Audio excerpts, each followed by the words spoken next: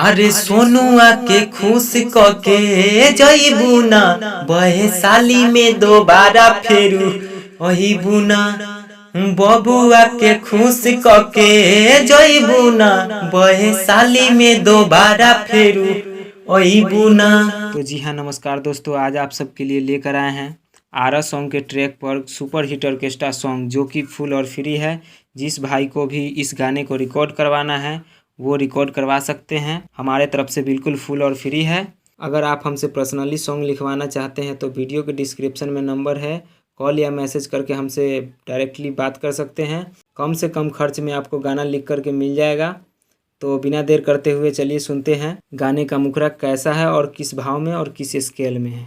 साटा पयाइल बारू सटे के पहरी कमर हिला बजबले जरे है मरकरी। साटा पयाइल बारू सटे के पहरी कमर हिला बजबले जरे है मरकरी। है जवानी के रस तू चिखहिबू ना सोनुआ के चुमा दे के जइबू ना बहे साली में दोबारा फेरू अहिबू ना। बबुआ के खुश कके जइबू ना बहे साली में दोबारा फेरू अहिबू ना।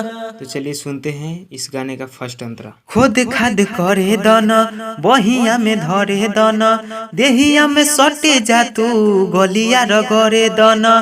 खुद खाद करे दना बहिया में धरे दना देहिया में सटे जा तू गलिया रगरे दना। रात भर के बात बायरानी कैसे ले ला भले काटे चल चानी। अपन ओठवा के रस तू चिखहिबू ना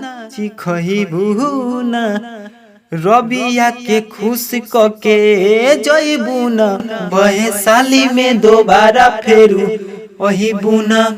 है रबिया के चुमा दे के जइबू ना बहे साली में दोबारा फेरू अहिबू ना। तो चलिए सुनते हैं सेकेंड अंतरा कैसा है। देखी खजाना तोहर मन करे मारी मोहर खुली सामान तोहर चले न डीजे के ओहर।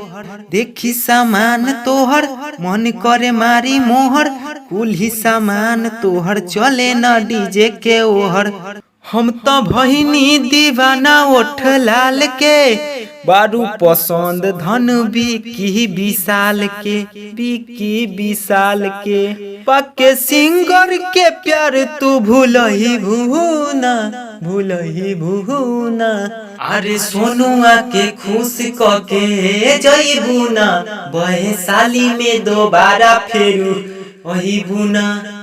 बबुआ के खुश कके जइबू ना बहे साली में दोबारा फेरू अहिबू ना। तो चलिए दोस्तों, यही हमारा आज का सॉन्ग था। अगर अच्छा लगा है तो इस वीडियो को कर दीजिए लाइक, और चैनल पर नए आए हैं तो चैनल को कर लीजिए सब्सक्राइब। और अगला गाना कौन से ट्रैक पर लिखा जाए कमेंट करके ज़रूर बताएं। तो चलिए आज के लिए इतना ही, मिलते हैं अगली वीडियो में, तब तक के लिए नमस्कार।